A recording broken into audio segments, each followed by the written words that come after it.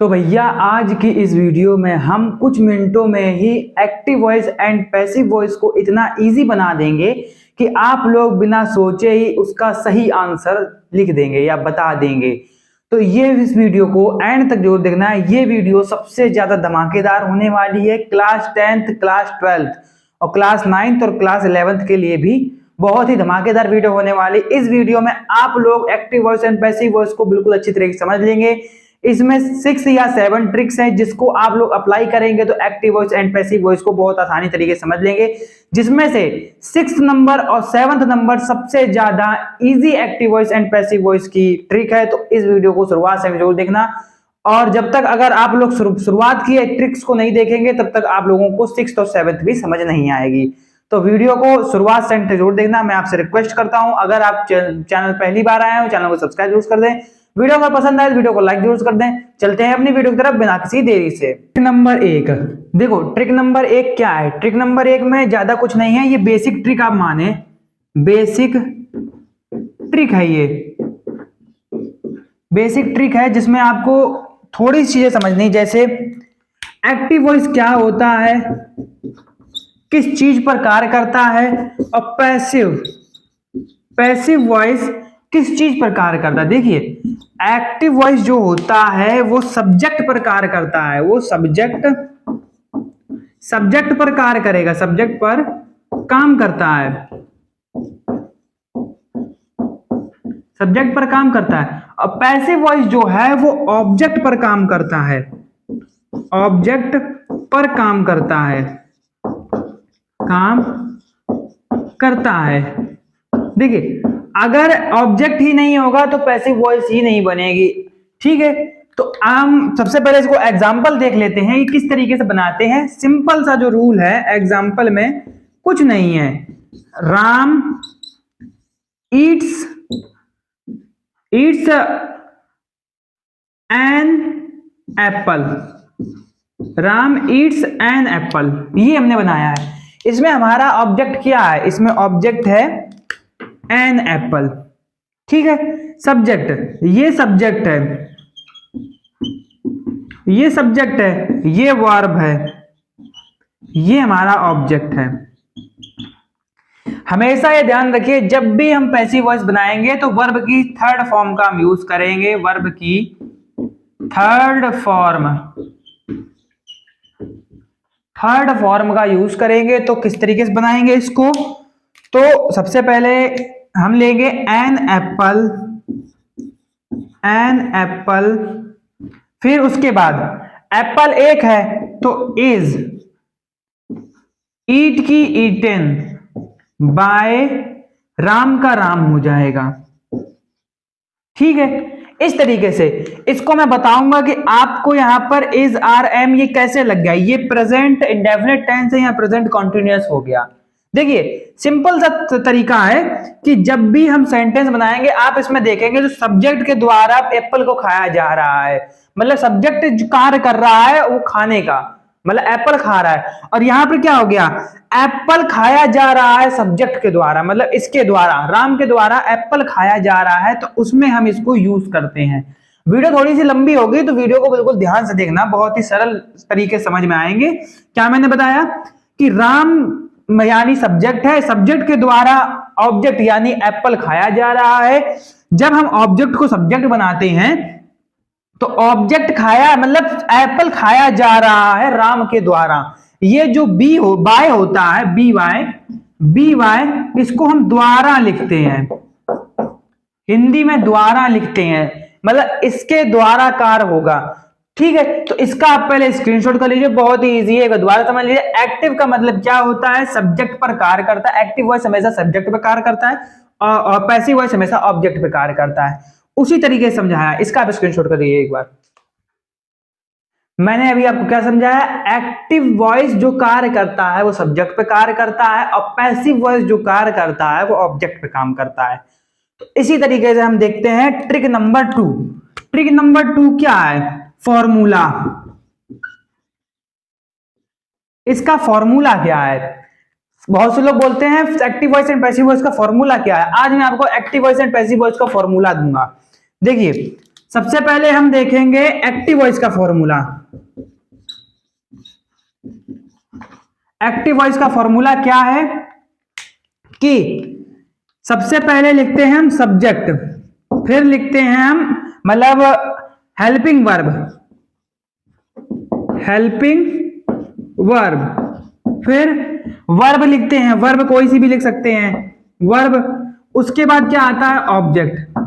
ये होता है फॉर्मूला एक्टिव वॉइस का। एंड पैसिव वॉइस का जो फॉर्मूला होता है, पैसिव वॉइस का, पैसिव वॉइस, पैसिव वॉइस का जो फॉर्मूला होता है, देखिए इसमें एंगेजमेंट के साथ पढ़िए। देखिए इसमें जो तरीका है ये active voice and passive voice अगर मैं आपको बता दूं तो ये 15 से 16 दिन के हैं समझने के लिए, लेकिन आपको मैं एक ही वीडियो में समझाने की कोशिश कर रहा हूं, एक बार में आपको समझ में आ जाएंगे। पैसिव वॉइस का फॉर्मूला क्या होता है। पैसिव वॉइस में सबसे पहले हम लिखते हैं ऑब्जेक्ट, ऑब्जेक्ट को ही हम सब्जेक्ट बनाते हैं, फिर हेल्पिंग वर्ब, हेल्पिंग वर्ब, फिर वर्ब लिखते हैं, वर्ब की वो भी थर्ड फॉर्म, थर्ड फॉर्म, फिर बाय लगाते हैं, उसके बाद हम लिखते हैं सब्जेक्ट। सब्जेक्ट कोई भी हो सकता है, आई हो सकता है। अगर यहां पर सब्जेक्ट आई है तो इसका चेंज होकर के यहां पर मी हो जाएगा। अगर यहां पर अगर यू है तो यहां पे चेंज यू का नहीं होता तो यू ही रहेगा। अगर यहां पर ही है तो यहां पर हिम हो जाएगा। अगर यहां पे शी है तो यहां पर हर हो जाएगा। इस तरीके से बस यह स्ट्रक्चर, मतलब ये जो स्ट्रक्चर है इसको आप लोग फॉलो कर लो, 90% आपके active voice and passive voice बनने स्टार्ट हो जाएंगे। इसी स्ट्रक्चर को आपको फॉलो करना है, ठीक है। तो इसका भी आप लोग एक बार स्क्रीनशॉट कर लीजिए। ट्रिक नंबर 3, ट्रिक नंबर 3 क्या है। ट्रिक नंबर 3 हमारे हेल्पिंग वर्ब पर है। हेल्पिंग वर्ब ट्रिक क्या है। हेल्पिंग वर्ब ट्रिक क्या है, देखिए हेल्पिंग वर्ब ट्रिक में एक छोटी सी राइमिंग है, उसको आप लोग याद कर लीजिए। क्या राइमिंग है कि प्रेजेंट में आर, कॉमा लगाएंगे, पास्ट में वर, ठीक है, फिर कॉमा लग जाएंगे, परफेक्ट में बीन, उसके बाद लिखेंगे बस हो गया सीन। ये छोटी सी राइमिंग है, इसको आप लोग याद कर लीजिए। प्रेजेंट में आर, पास्ट में वर, परफेक्ट में बीन, बस हो गया सीन। ये एक छोटी सी राइमिंग है। इस राइमिंग से आपको याद हो जाएगा कि इसमें क्या क्या यूज करने हैं।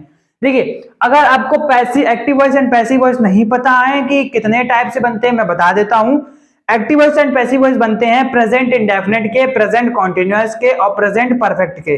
प्रेजेंट परफेक्ट कॉन्टिन्यूअस के नहीं बनते हैं। फिर पास्ट इंडेफिनिट के, पास्ट कॉन्टिन्यूअस के, पास्ट परफेक्ट के, पास्ट परफेक्ट कॉन्टिन्यूअस टेंस के नहीं बनते हैं। फिर future indefinite, future continuous tense के भी नहीं बनते हैं। फ्यूचर परफेक्ट के बनते हैं, फ्यूचर परफेक्ट कॉन्टिन्यूअस के भी नहीं बनते हैं। ये है इसका रूल। ये छोटी सी राइमिंग है, इससे याद रहेगा आपको। देखिए मैं आपको एक ट्रिक और बता देता हूं। जब भी हम कोई भी सेंटेंस बनाएंगे, देखिए अगर प्रेजेंट इंडेफिनिट का सेंटेंस है तो प्रेजेंट कॉन्टिन्यूअस में उसकी पैसिव वॉइस बनेगी और उसके साथ इज एमआर का यूज करेंगे। सब मतलब सब्जेक्ट के हिसाब से, सिंगुलर सब्जेक्ट के प्लूरल सब्जेक्ट है उसके हिसाब से हम इज आर एम का यूज करेंगे। अगर प्रेजेंट कॉन्टिन्यूअस का टेंस है तो प्रेजेंट कॉन्टिन्यूअस टेंस की passive voice present continuous tense में बनेगी, बस उसमें बीइंग मतलब बीइंग का यूज कर देंगे, इसका यूज कर देंगे, जिससे आपकी सेंटेंस बन जाती है। फिर प्रेजेंट परफेक्ट टेंस है तो प्रेजेंट परफेक्ट टेंस की जब पैसिव वॉइस बनेगी तो प्रेजेंट परफेक्ट कॉन्टिन्यूअस टेंस में बन जाएगी, पर प्रेजेंट परफेक्ट कॉन्टिन्यूअस टेंस की पैसिव वॉइस नहीं बनती है। उसके बाद इसी तरीके से अगर पास्ट में चलेंगे तो पास्ट का इंडेफिनिट का टेंस जो होगा वो पास्ट कॉन्टिन्यूअस में चेंज हो जाएगा। पास्ट कॉन्टिन्यूअस टेंस का जो पैसिव वॉइस बनेगा पास्ट कॉन्टिन्यूअस में बनेगा, पर बीइंग का प्रयोग कर देंगे। उसके बाद पास्ट परफेक्ट का जो टेंस होगा वो पास्ट परफेक्ट कॉन्टिन्यूअस टेंस में टेंस चेंज हो जाएगा पैसिव वॉइस जब बनेगी, पर पास्ट परफेक्ट टेंस की नहीं बनती है। उसके बाद फ्यूचर इंडेफिनिट का जो टेंस होगा वो फ्यूचर कॉन्टिन्यूअस टेंस में चेंज हो जाएगा, पर फ्यूचर कॉन्टिन्यूअस टेंस की भी नहीं बनती है पैसिव वॉइस। फिर फ्यूचर परफेक्ट जो टेंस होगा फ्यूचर परफेक्ट कॉन्टिन्यूअस टेंस में चेंज हो जाएगा और फ्यूचर परफेक्ट कॉन्टिन्यूअस टेंस की नहीं बनती है। तो तो इसको इस तरीके से आप लोग याद कर लीजिए कि प्रेजेंट में आर, पास्ट में वर, फ्यूचर में मतलब परफेक्ट में बीन, बस हो गया सीन। इस तरीके से आप लोग इसे याद कर लीजिए। इसका भी आप लोग एक बार स्क्रीनशॉट कर लीजिए। इसमें हम देखते हैं चौथा नंबर क्या है। चौथा नंबर भी हमारी ट्रिक है, वो वर्ब पर है, मतलब वर्ब की थर्ड फॉर्म, वर्ब की थर्ड फॉर्म। मतलब बहुत से मतलब स्टूडेंट होते हैं जिन्हें नहीं पता होता है वर्ब की थर्ड फॉर्म किस तरीके से पहचाने, तो उनके लिए बहुत इजी रहेगा। देखिए पैसिव वॉइस में वर्ब की थर्ड फॉर्म का यूज करते हैं। जैसे कि एग्जांपल में ले लूं, अगर एग्जांपल के लिए गो का जो थर्ड फॉर्म होती है, थर्ड फॉर्म होती है, वो हो जाती है गॉन, आपने देखा भी होगा। उसके बाद अगर ईट की अगर हम थर्ड फॉर्म देखें, ईट की थर्ड फॉर्म होती है ईटन। क्या होती है? ईटन। और अगर हम राइट की थर्ड फॉर्म देखें, राइट की थर्ड फॉर्म, तो राइट की थर्ड फॉर्म होती है रिटन, WRITTEN, रिटन। इस तरीके से थर्ड फॉर्म होती है। इसका भी आप लोग एक स्क्रीनशॉट कर लीजिए, इससे आपको पहचानने में दिक्कत नहीं होगी। स्क्रीनशॉट कर लीजिए इसका भी। ट्रिक नंबर 5, ट्रिक नंबर 5 क्या है? ट्रिक नंबर 5 ये है 10 सेकेंड में ऑब्जेक्ट को सब्जेक्ट में चेंज करना है, ऑब्जेक्ट को चेंज करना है सब्जेक्ट में। इसे किस तरीके से करेंगे? देखिए ऑब्जेक्ट को मैं सब्जेक्ट में चेंज करना है, सबसे पहले हम लिखेंगे एक एग्जांपल। एग्जांपल जैसे ही हेल्प्स मी, इस टाइप से ही हेल्प मी। इस तरीके से अगर हमें सेंटेंस मिलेगा, इसको हम किस तरीके से ऑब्जेक्ट को सब्जेक्ट में चेंज करेंगे और सब्जेक्ट को ऑब्जेक्ट में चेंज करेंगे। इसको स्टेप बाय स्टेप समझते हैं। पहले step number first, step number first क्या है? स्टेप नंबर फर्स्ट ये है कि सब्जेक्ट को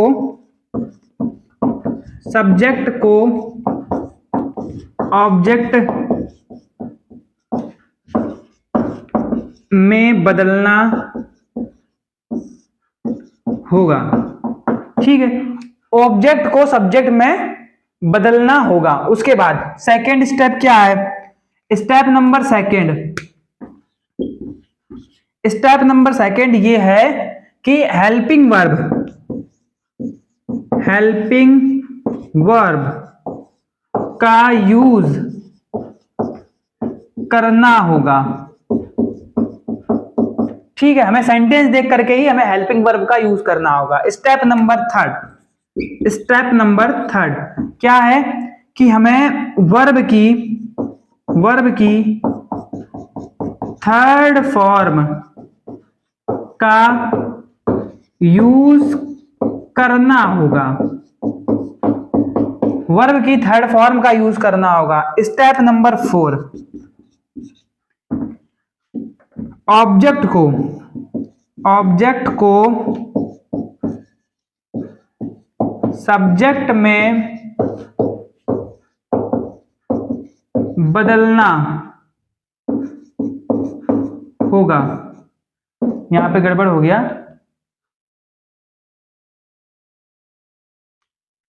बदलना होगा। इस तरीके से इसको जब हम बनाएंगे, इसका जब हम पैसिव बनाएंगे, पैसिव वॉइस जब बनाएंगे इसका हम, तो इसका इस तरीके से बनेगा, ही हेल्प्स मी। पहले हम ही को मतलब मी को जो हमने क्या बोला है, ऑब्जेक्ट को हमें सब्जेक्ट में बदलना होगा। ऑब्जेक्ट क्या है?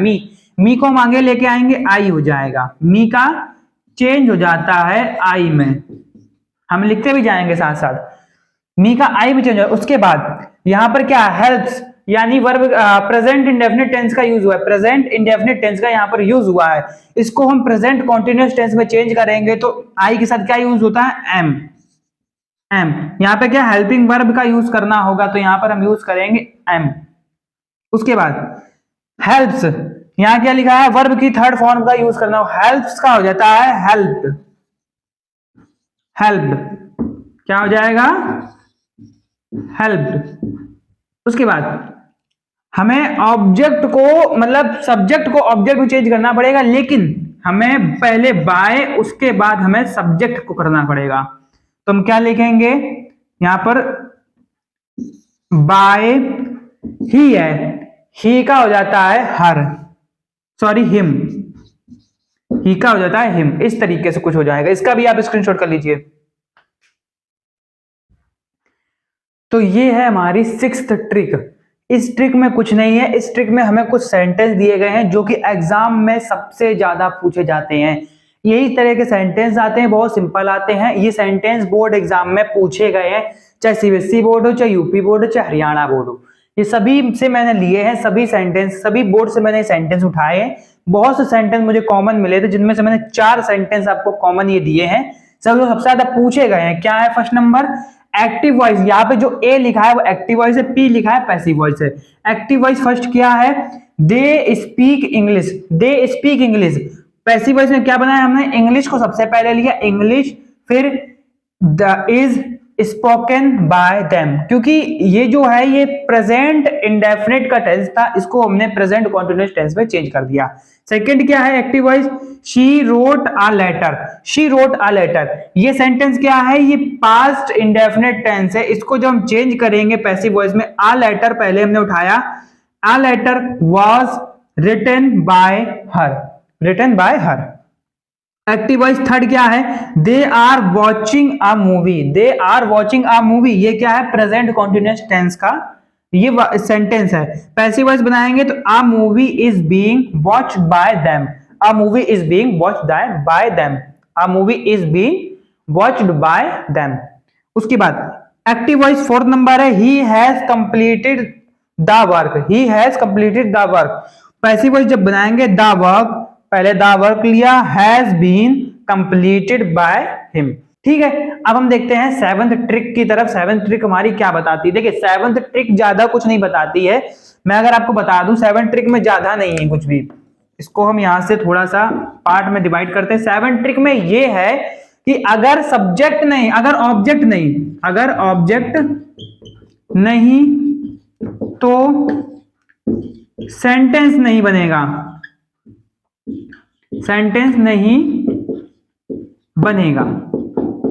अगर ऑब्जेक्ट नहीं, अब अगर ऑब्जेक्ट ही नहीं होगा सेंटेंस कहां बन जाएगा? जैसे मैं अगर एग्जांपल ले लूं, फर्स्ट लिया मैंने ही लाफ्स, मैंने ले लिया, इसमें कोई ऑब्जेक्ट ही नहीं है। अगर मैं इसी का सेंटेंस अगर दूसरा टाइप का अगर दूं मैं आपको, ही laughs at me, यहां पर ऑब्जेक्ट किया है मी, हम मी को लेंगे, उसके बाद हम सेंटेंस को बनाएंगे। यहां पर ऑब्जेक्ट मी आ गया, यहां पर कोई ऑब्जेक्ट ही नहीं, ये सेंटेंस नहीं बनेगा, ये सेंटेंस बनेगा। यही तरीके के सेंटेंस हमें पहचानने हैं। ये सेंटेंस अलग हो गए, मतलब ये सेंटेंस इसी तरीके से देखिए सब में ऑब्जेक्ट है। इंग्लिश आ गया, अ लेटर आ गया, ए मूवी आ गई और द वर्क आ गया। इस तरीके के सेंटेंस में ऑब्जेक्ट है, पर इस सेंटेंस में ऑब्जेक्ट नहीं, इस वजह से सेंटेंस नहीं बनेगा। तो इसका भी आप स्क्रीनशॉट कर लीजिए और दोनों ट्रिक को लिख लेना आप। आपके लिए मैं एक शॉर्ट टेस्ट दे देता हूं। क्या है? शॉर्ट, क्या लिख गया ये? शॉर्ट, रुको, शॉर्ट टेस्ट ये है छोटा सा। इसमें मैं आपको सेंटेंस देता हूं, एक बना के मुझे कमेंट में देना, और जिसका सही आंसर होगा उसका मैं कमेंट पिन कर दूंगा। क्या है? Rohan will go to market. इस तरह की सेंटेंस है। इस सेंटेंस को आपको बना के मुझे भेजना है, जिसका आंसर सही होगा उसके मैं आंसर को पिन कर दूंगा और उसके आंसर पे मैं टिक लगा दूंगा, यानी उसके आंसर पे मैं कमेंट कर दूंगा। तो इस सेंटेंस को जरूर मुझे भेजना। आशा करता हूं कि आपको ये active voice and passive voice की पूरी तरीके से कंप्लीट ट्रिक आपको समझ में आ गई होगी।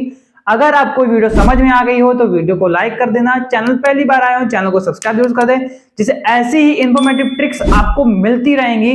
तब तक के लिए जय हिंद, वंदे मातरम।